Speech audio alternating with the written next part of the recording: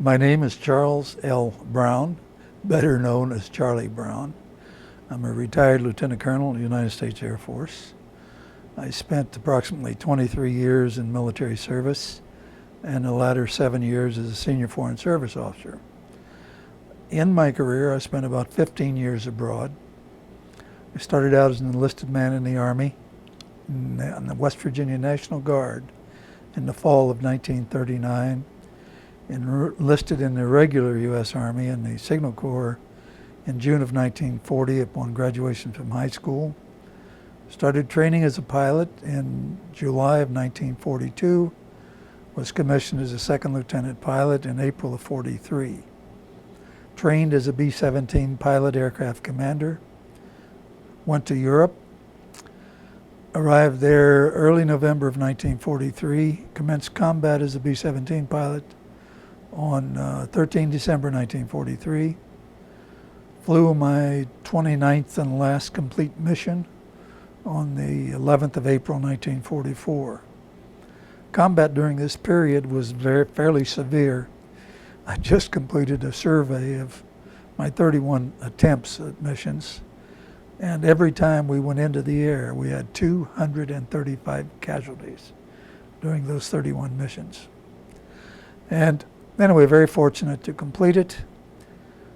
Ferried aircraft around the United Kingdom for 2 or 3 months, came back to the States as instructor pilot, volunteered for overseas again, and then went out to the Pacific as a C-54 pilot.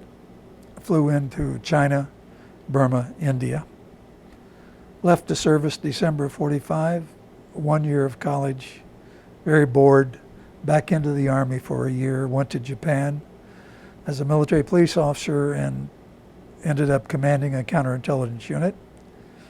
Out of the service in 1947, the fall, in order to complete college. Finished college in August of 49, recalled to active duty in October of 49, given a regular Air Force commission in early 1950, left active duty in the fall of 65, gave up my promotion to colonel to accept an appointment as a senior foreign service officer. Served 7 years with the Agency for International Development, 6 of those 7 years being spent in Southeast Asia as a regional inspector for the agency.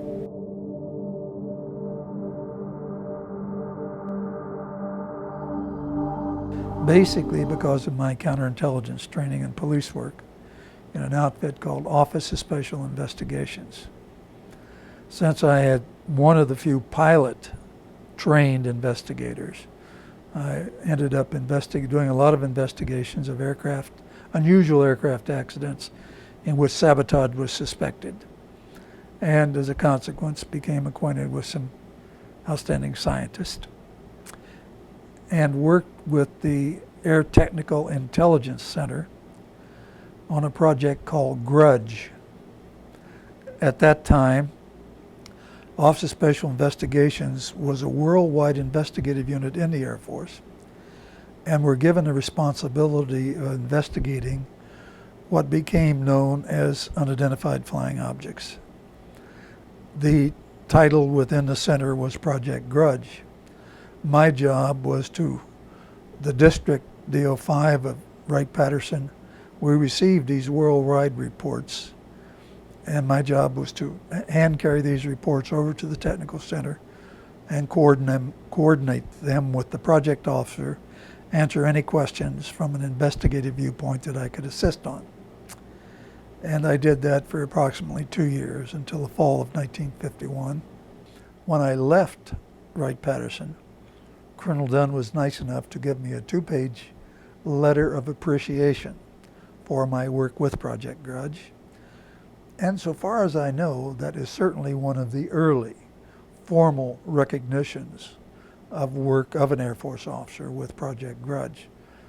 Now, the behind-the-scenes efforts that could have been going on simultaneously, fortunately I was not privileged to, but I did gain a feeling in that many of the investigations were never answered. Normally in the investigative field, you have an allegation of something, or in the case of a UFO, a sighting, let's say. You carry it through to its conclusion and a result. And in many of those instances, although it's been a long time ago, I do know that there were no viable scientific results. And as a consequence, it developed my interest, or it sort of piqued my curiosity, if you will, into the aspect of unidentified flying objects. Having spent several hundred hours in the air at that point, I followed it throughout the rest of my Air Force career. And in Tactical Air Command, I was the coordinating officer between the Deputy for Intelligence and Continental Army Command, which at that time had responsible for the missile defense of the United States. And so there were 2 or 3 instances in which I was called over there. Well, even though Langley was very close to Fort Monroe, normally my transit time, even with one time with the military police escort, was still about 12, 14 minutes. And when an object is moving a few thousand miles an hour, 12, 14 minutes is a tremendous amount of lost time. So I was never fortunate enough to actually see the actual tracks. But I do remember speeds in excess of 4,000 to 5,000 miles an hour, which were far in excess of any known aircraft that we had or any of the enemies. And being an intelligence officer, one of my responsibilities was to have at least a rough idea of enemy capabilities and of their equipment. We flew into, I think it was Las Vegas, Nellis Air Force Base, and another pilot and I were driving a Goonie Bird. And normally the sky out there is either very bad or very clear. And we were coming up out of there, and I glanced up and the sky was totally clear. And an object went across from probably southwest to northeast, and it transited the entire heaven. Looking at it from my right, went out of sight on the left in probably less than 15 seconds. It was moving at a speed that I couldn't even begin to calculate. It was certainly no satellite. It was not a satellite orbit. It was a controlled craft and things like that. Some of the objects reported were tracked on radar. We had objects with 4-way confirmation: ground visual, ground radar; airborne visual, airborne radar. And so far as I'm concerned, it don't get no better than that. You're not talking about someone's imagination. And in the time frame, I heard so-called experts that the Air Force brought in, and one thing and another, from swamp gas to things like that. Anyone who flies as a professional, an airline pilot, private, Air Force, Army, Navy, military, whatever, you're exposed to literally hundreds of objects in flight that are not always clearly discernible. But normally there's a flight pattern that takes place. If it's an aircraft with wings and the laws of aerodynamics apply, you don't stop that thing and reverse it in an blink of an eye. And things like that did occur. It's, I don't know, it's sort of strange, but we send people to prison. We send people to their death because of eyewitness accounts of crimes. Our legal system is based on that to a large degree. Yet, in my following of unusual aerial phenomenon for the past 50 years, there seems to be some reason to discredit very viable and very reputable witnesses when they say something is unidentified. Well, you show me the individual that can identify everything in the heavens, and I will show you the second coming. Just that simple.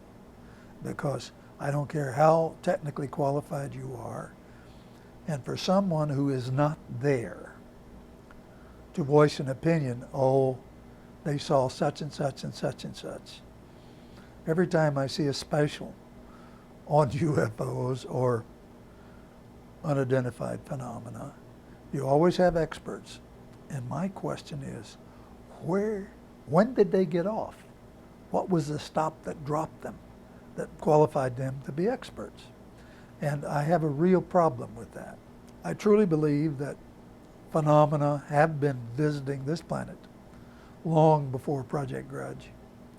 I think there's adequate evidence of it. And the more we learn about the planet, the more we learn how little we truly know. And so the advance of science is something that has to keep evolving, and we have to keep learning. And I get real discouraged when I hear people, they think they know it, if you will. The old expression is a know-it-all, when really all they are doing is expressing their ignorance without knowing it. I do not remember much of that, and I would do very little in terms of looking at gun camera film, for example. Photographs I tried to do rather well on. But had you heard that they exist? I had every reason to believe they existed, but I also had reason to believe that the gun camera film was handled very carefully, not for general observations. President Truman, who was a rather direct individual, they're violating airspace over the White House. And there's no question, I've seen radar photographs of organized flights of unidentified objects, balls of light, if you will. And these were on radar, ground, visual, ground radar, airborne visual, airborne radar. Now the airborne visual, strangely enough, by the time they get a couple of fighters down there, those things apparently disappeared whenever they wanted to. So anyway, back to the story. So President Truman gets involved. He sees all of the newspaper headlines and things. He says, I want the man who's responsible for investigating these things. So I think General John Samford was the Air Force Assistant Chief of Staff Intelligence. So someone said, well, General Samford is the Chief of Air Force Intelligence. So President Truman said, is he the guy that's responsible for it? Well, they said, well, yes, sir, overall, but he said, is he handling the investigation? They said, no, sir, that would be a man out of right pad. He said, that's the man I want to brief me. So I do know that they flew Ed to Washington. While I was there, they were having a NATO exercise out in the North Sea area. And a couple of these little friendly balls of light, they were having night landings, carrier landings, and they got in the traffic pattern. Well, you can imagine what happened when they came down on flew over the deck without landing, needless to say. And it threw the Navy into absolute consternation, as you can imagine. Well, the newspapers picked it up, and they were, those days, able to talk to the sailors and the airmen involved. And anyway, everyone's screaming for an investigation. They say, we have no investigative agency, blah, blah. Well, to make a long story short, some years later, the group captain I worked for retired as an Air Vice Marshal, and I ran into him. And he was Air Officer Commanding at that time, was an Air Commodore in Singapore, or in Hong Kong. Anyway, we were talking about it. And I had been told by a former, I think it was a police inspector, who went from London out there and working for the Hong Kong police. And he said that the UK agency investigating UFOs was one floor above me in the same building that I worked in for 3.5 years. And yet, they did not admit its existence. This is just the tip of the iceberg, because some of the very unusual sightings were in the UK. And they were talking about the little Foo Fighters that were over Germany. And the Germans, strangely, the Germans thought they were ours, and we thought they were Germans. Now, in the real world, balls of light do not have a place being guided by an intelligence, being airborne, and causing consternation or playing games. And this they have been known to do, i.e. the Royal Navy. And I looked up, and directly across the street to the south, I see 11 balls of light. They look like windows in an aircraft. And all of a sudden my mind is working a mile a minute. No, they're round. Aircraft windows are not round. Then they wouldn't be that large.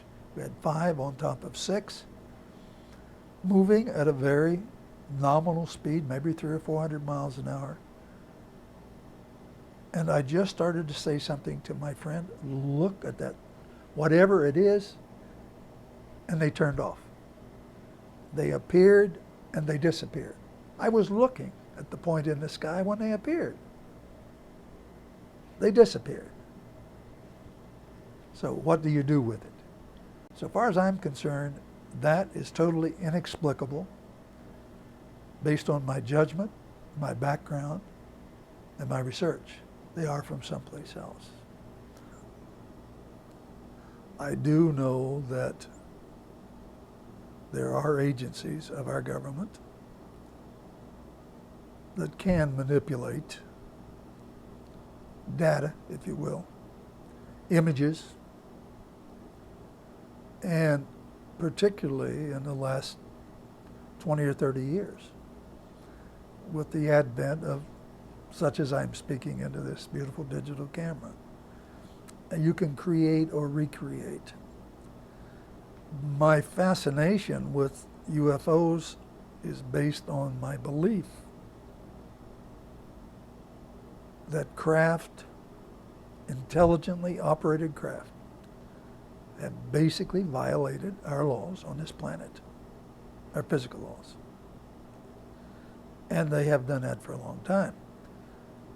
The fact that the government, at this point, I know we've been investigating since 1947, has not come up with an answer, to me, indicates that there's something seriously wrong. Are we this incompetent in science? I don't think so. Are we this incompetent in intelligence? I know we're not this incompetent in intelligence. Now, the image put out, Project Blue Book, when it was closed by Dr. Condon's group, I have every reason to believe that this was a total deliberate whitewash. And my judgment is that there's an excellent chance that elements of the United States government, for reasons unknown, have failed to advise the public of everything that has transpired.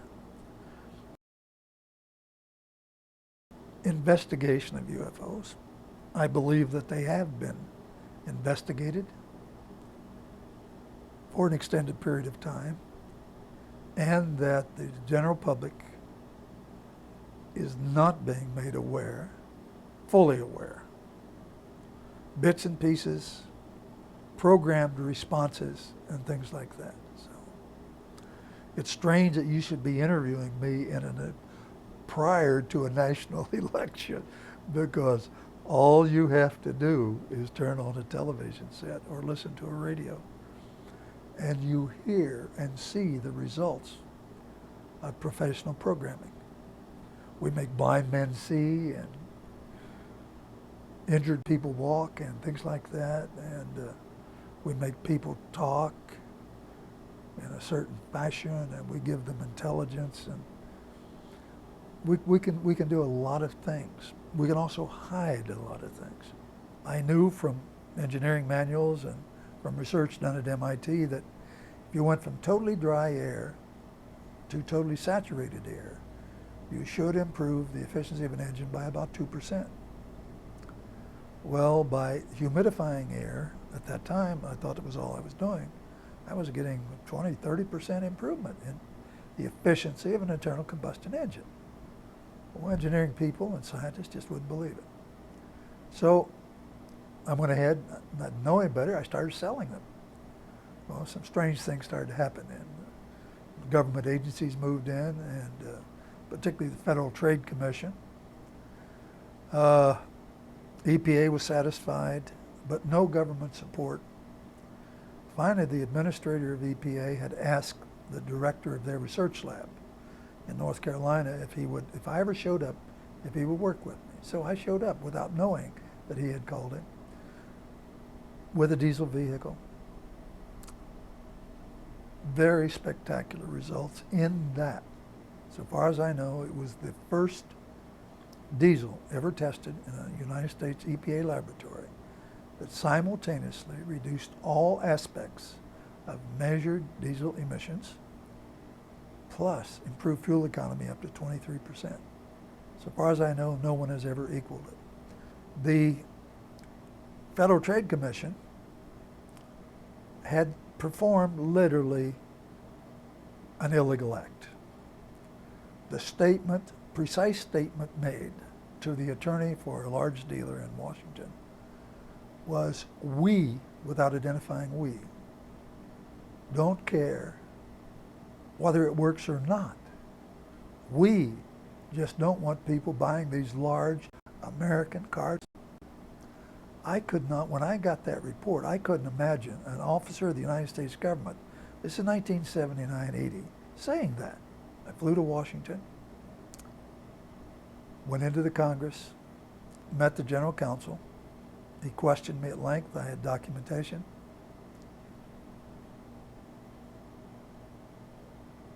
He then said they would act on that. When I pointed out the unfairness of the FTC aspect by documentation, he wrote a scathing letter to the chairman of the Federal Trade Commission. Sent me a copy of it. Within 3 weeks from that date, I lost my vehicle, about $100,000 worth of equipment, a test vehicle, stolen. I had sponsored the U.S. Army race team on a little Sprite racing car. They stole my unit off of that car after we had just won the thing. The captain of the Army race team was a master sergeant in the Army. We'd created a supercar, and they stole that car from the U.S. Army in Van Nuys, California. So in 3 weeks, psychologically, I was wiped out. This is no longer just talk. There's a real world out there. And as one who had engaged in, been in and around the combat zone 9 years of my life, to have to come back to this in 15 years abroad, it was quite traumatic. So finally, after a project that I went into with the Maritime Administration, which was very successful, the conclusion was I could either add, I modified one engine on a towboat, push towboat. I could either add 20% in horsepower or 20% in fuel reduction at the same time, simultaneous with reducing emissions by 40%.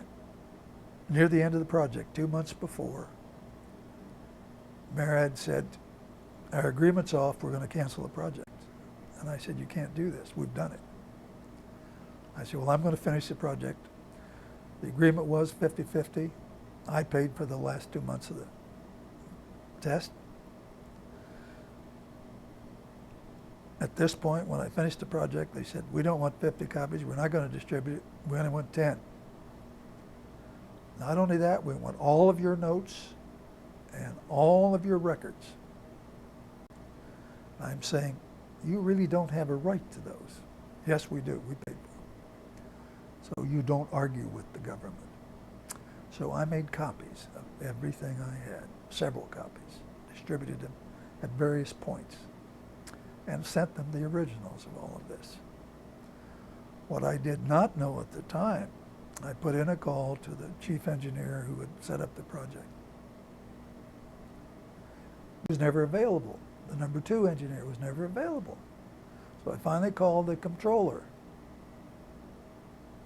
And he said, they're no longer with it. I said, what are you talking about?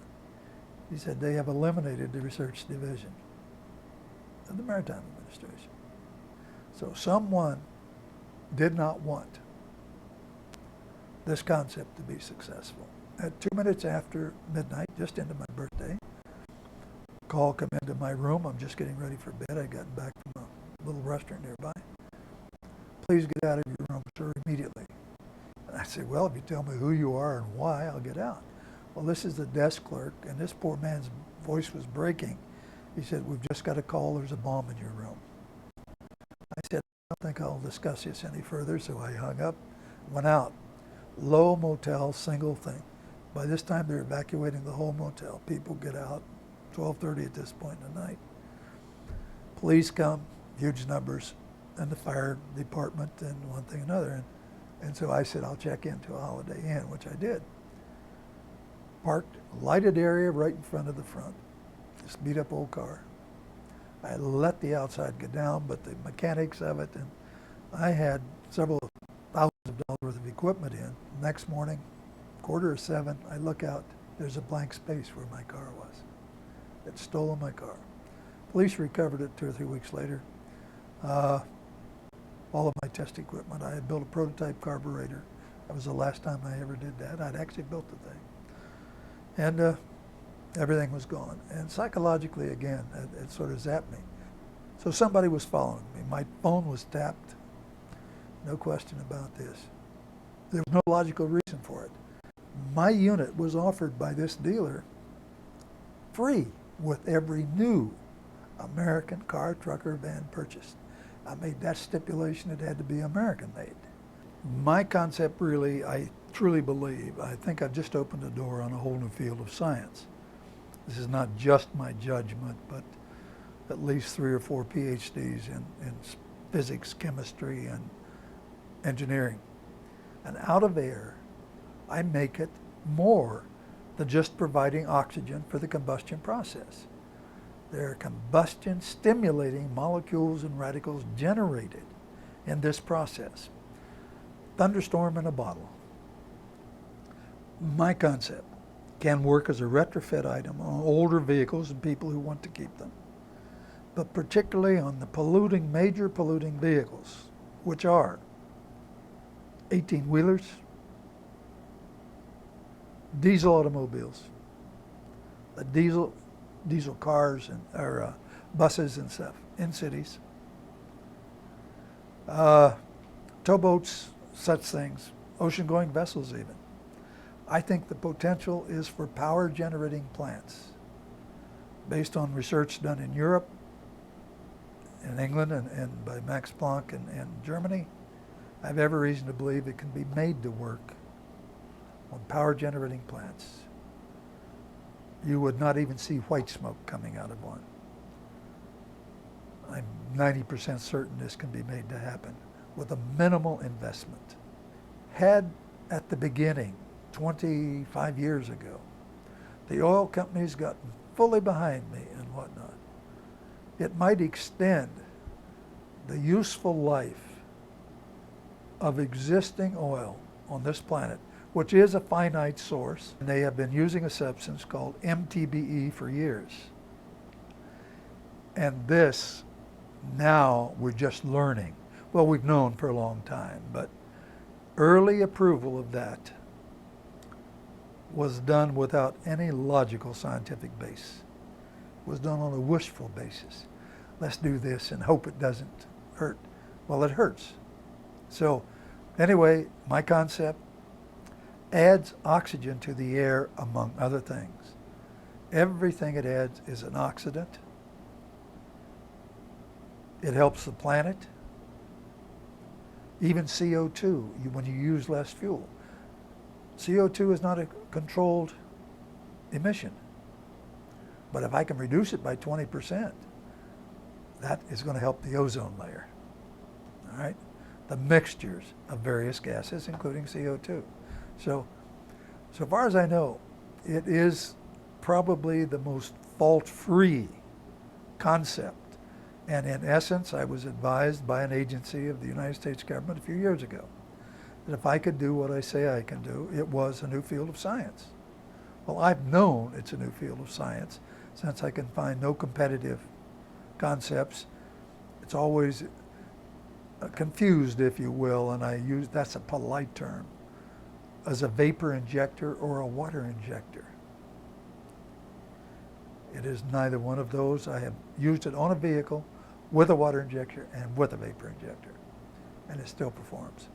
Performs a function that neither one of those perform. So It is a method of enriching the combustion air or charge air on any heat cycle engine. I've tested on propane, limited testing, extensive multi-million mile testing on diesel and gasoline. I've tested on gasoline from 75 to 125 octane. I can run a vehicle that normally requires 92 octane on 75 octane without knock and perform. And I have done so for a period of 3 months. So potential, I've just scratched the surface. They could not find any markings on the aircraft. They could not find any visible signs that the thing had wings, a tail, windows, a cockpit, or anything like that, or any markings from any country. I would describe him as being scared.